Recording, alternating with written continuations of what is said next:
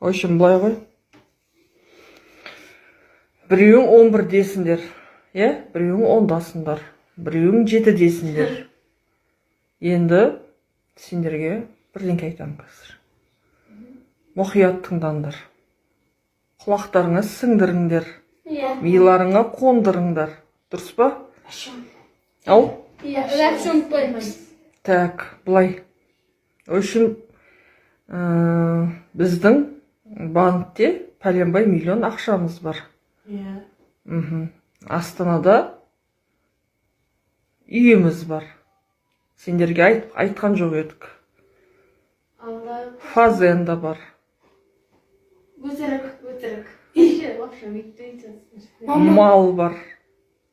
Жылқылар бар.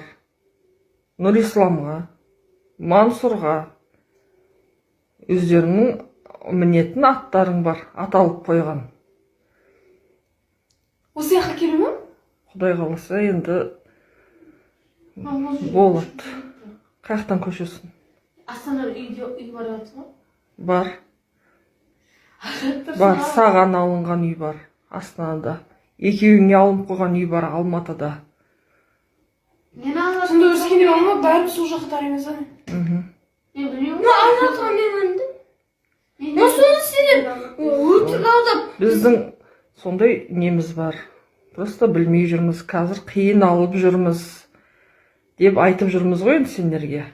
Талай қиыншылық, мен қиыншылық қандай неден өтіп жатқанын көріп жатсыңдар. Соны айтайын дегем сендерге. Мама, сонда сендерде ақша бар ма, көп? Көп ақша бар деп ойлап қалмаңдар. Біздің ештеңкеміз жоқ. Бәсе Сондай болу үшін сабақ оқыңдар. Сабақ. Сондай бізді сондай дәрежеге жеткізу үшін, өздерің жету үшін сабақ оқу керек. Вот сені отырмын.